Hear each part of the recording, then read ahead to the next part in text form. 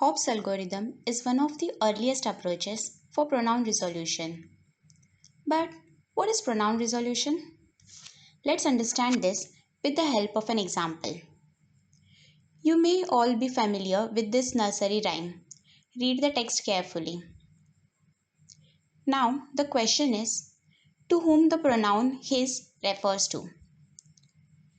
Well, to answer this, we as a human can easily relate that the word his refers to Jack and not to the Jill or the hill or the crown. But do you think is this task easy for computers as well? The answer to this is no. Guess why? Because computer lacks common sense.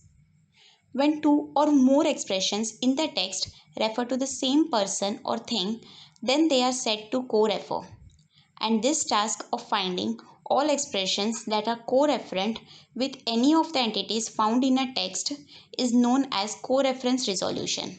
Hence, to derive the correct interpretation of the text, pronouns and other referring expressions must be resolved. So, to perform this task, computers take help of different techniques, one of which is Hobb's algorithm. Hobb's algorithm is one of the earliest approaches to pronoun resolution. The algorithm is mainly based on the syntactic parse tree of the sentences.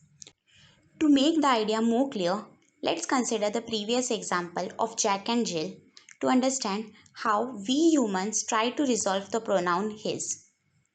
As shown, the possible candidates were Jill, hill, water, Jack and crown. But then, why we didn't even thought of crown to be a possible candidate? Maybe because the noun crown came after the pronoun his. This is the first assumption in the Hobb's algorithm where the search for the referent is always restricted to the left of the target and hence crown is eliminated. Then can Jill, water or hill be the possible referents? But we know that his may not refer to Jill because Jill is a girl.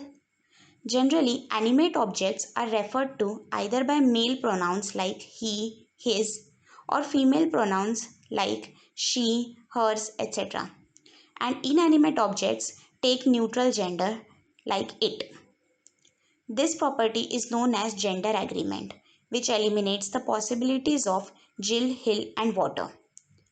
Entities situated closer to the referring phrase tend to be more salient than those further away, and pronouns can't go more than a few sentences back, which leaves us with the only possible solution, that is Jack. This property is known as recency property. Now let's dive into what is Hobb's algorithm. Consider two sentences. Sentence 1 is Jack is an engineer and sentence 2 is Jill likes him. The algorithm makes use of syntactic constraints when resolving pronouns. The input to the Hobb's algorithm is a pronoun to be resolved together with the syntactic parse of the sentences up to and including the current sentence. So here we have the syntactic parse tree of the two sentences as shown. The algorithm starts with the target pronoun and walks up the parse tree to the root node S.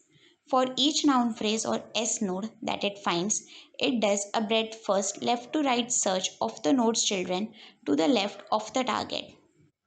So in our example, the algorithm starts with the parse tree of the sentence 2 and climbs up to the root node S2. Then it does a breadth first search to find the noun phrase. Here, the algorithm finds its first noun phrase for noun Jill. But it does not explore that branch because of the syntactic constraint of binding theory, which states that a reflexive co-refers with the subject of the most immediate clause that contains it, whereas a non-reflexive cannot co-refer with this subject. Words such as himself, herself, themselves, etc. are known as reflexive. Let's understand this with an example. John bought himself a new car. Here, himself refers to John. Whereas, if the sentence is John bought him a new car, then the pronoun him does not refer to John, since one of the possible interpretation of the sentence may be that John bought him a new car where him may be someone whom the John is gifting the car. So according to the binding theory constraint, him in our example will not refer to Jill. Also, because of the gender agreement constraint, even if the branch was explored, Jill won't be accepted referent for pronoun him. Hence, the algorithm now starts the search in the syntax tree of the previous sentence. For each noun phrase that it finds, it does a breadth first left to right search of the node's children. This is because of the grammatical rule, or more commonly known as Hobb's distance property, which states that entities in a subject position are more likely than in the object position, and hence the subject Jack of the sentence Jack is an engineer is explored before the object engineer. And finally, Jack is the resolved referent for the pronoun him.